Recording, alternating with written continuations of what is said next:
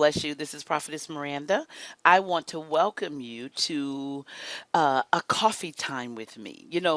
I love for people to have coffee with Prophetess Miranda. I just believe that as you drink your coffee, you should be get ready to receive a word from God fresh every morning. So I pray that you receive this word and that you enjoy it. Okay? All right. So today I'm going to be talking about a teachable spirit. Now, that's a prophetic word for me. It is.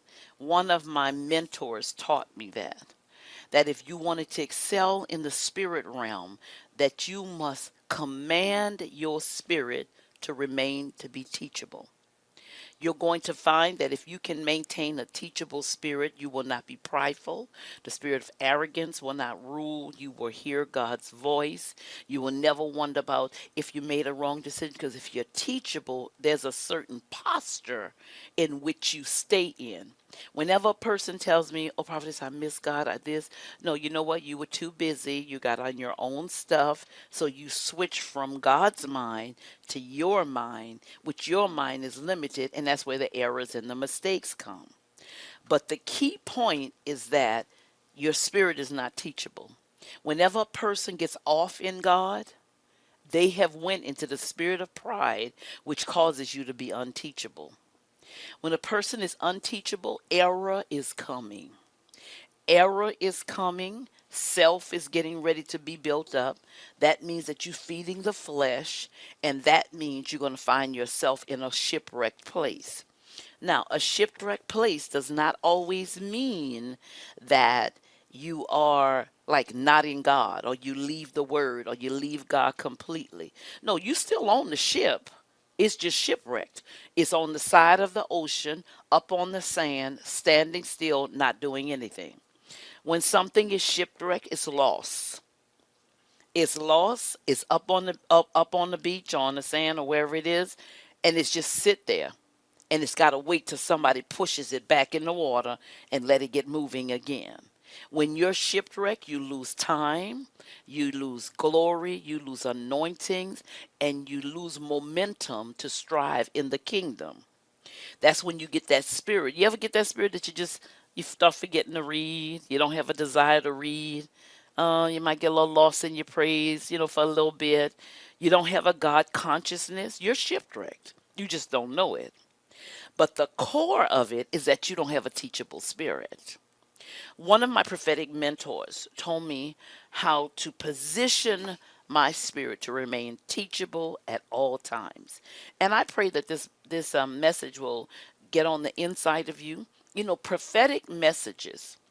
I don't throw the word prophetic, prophetess, anointed vessel, woman of God. I don't throw this around lightly. Mm-mm. No, no, no, no.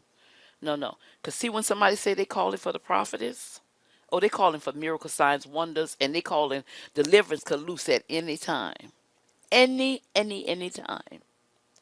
But see, when they calling for Miranda, what they calling just for the lady, Miranda. So I make sure that whenever they're calling for the woman of God, the prophetess, the anointed vessel, that I'm in a teaching, humble, yielded posture so I can hear God. That takes discipline. Oh, yeah. One day you get it, you own. The next day, you can be just as off as ever. Why? Something happened at work, something happened in the house, the pipes bust, this happened all of a sudden. But you have to learn to discipline yourself in everything to be God focused. And that takes discipline, but it's possible and it's attainable. Now, I love when one day I woke up and the Lord told me double mercy, double grace. So today we're going to be dealing with double grace. It's James 4 and 6, and it says, "But he giveth more grace." More grace. Let me hear you say more grace. Oh my God. See, more grace unto me. Why don't y'all say that? More grace unto me. See, I don't know about you all. See, when I say that, oh, I feel like it's an upgrade. I feel like somebody needs to give me some supernatural power because there's more grace. Because you know what? Even in my dreams, I could sin. Even in I get up, I could fall into something. My mind could go off. Yes, yeah. Y'all don't know demons come in your dreams? Demons come in your dreams. You could wake up. You ever woke up one day and just all of a sudden negative thoughts? Soon as you got up, and all of a sudden now it's a whole day of worry.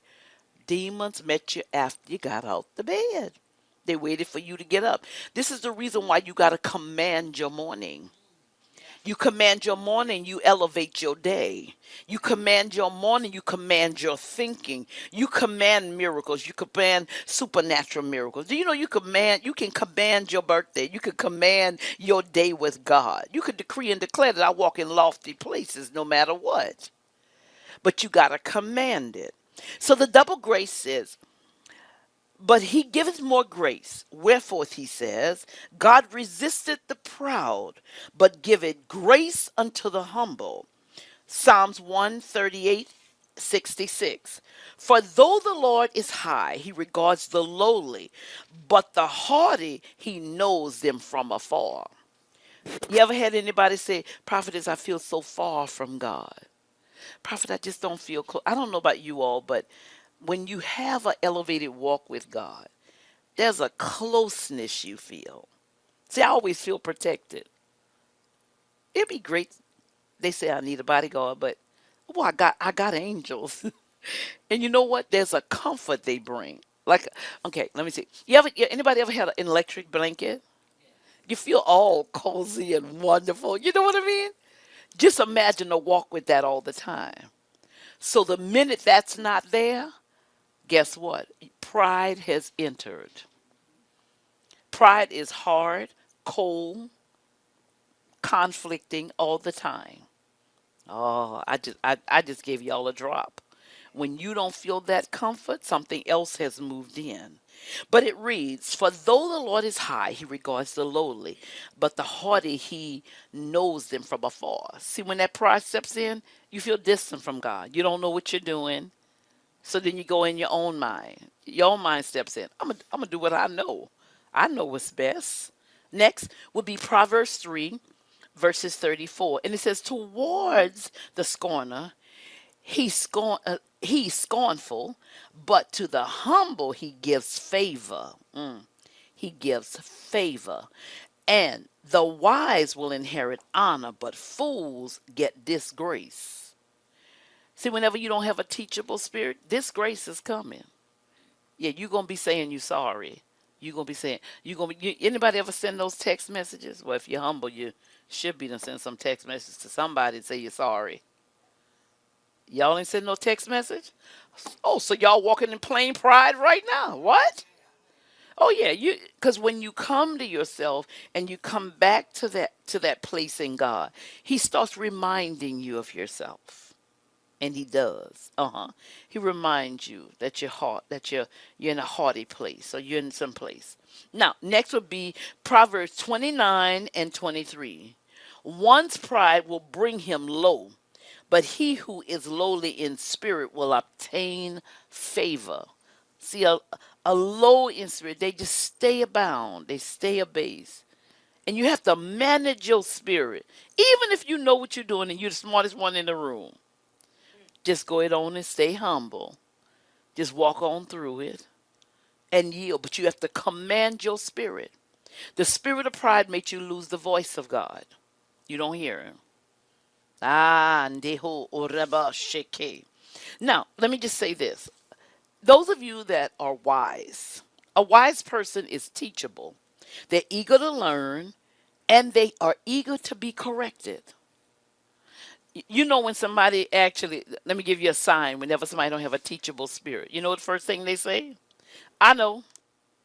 I remember one time they had this lady I was in a conversation with. I say one word, she said, I know. I say another word, she said, I know. I said, boy, this is a I know conversation. And the whole I know. And she couldn't even control herself, nor was she conscious of what she was saying. Because the pride was so loud and the lust was so fooling her, she could not hear it. My God, that was a drop for somebody. That was a drop. You don't have to beat a teachable spirit. They yielded to learn. You just say hi, and then yes, oh sure. They're waiting for instructions because they yielded. It doesn't matter whether they're going to take your instructions or not, or whether they're going to discern your instructions, but they yielded to know. Next is going to be, what is a teachable spirit? So let me give you a list of them. A teachable spirit have a willing heart, based on Proverbs 13 and 18. Now, a willing heart means that person is willing, like they are yielded. Like I have about 5 people in the ministry that I know, they just is willing. I don't care any time of the day or morning. I think one time I called somebody on accident at 2 in the morning. Yes, prophetess. I was like, oh my God. I was like, oh, I'm so sorry, sweetie. I'm so sorry. And she said, how can I help you? What you need? I said, I don't need anything at 2 in the morning. I'm just calling you by accident. I'm the only one that's probably up studying at 2 in the morning. I must have hit the button without realizing it, right? But the willingness and the yieldedness, even at 2 in the morning out of her sleep, was still there. Okay. So a willing heart, actually, God is cultivated through discipline. You know, this should be a week that you all should command the spirit of discipline. Speak to discipline to come in every area of your life, your house, your closets, your kitchen, your calendar. Which one of y'all buck calendars in here? You know that's a demon, right? Yeah, it doesn't like order. So it buck anything that's going to make structure or order. Huh. Yeah, that's a straight up demon. Because order will show the disorder, the disorder. So it don't want you to show it because then it's going to have to do something with it. So demons make you bucket. You won't want no calendars.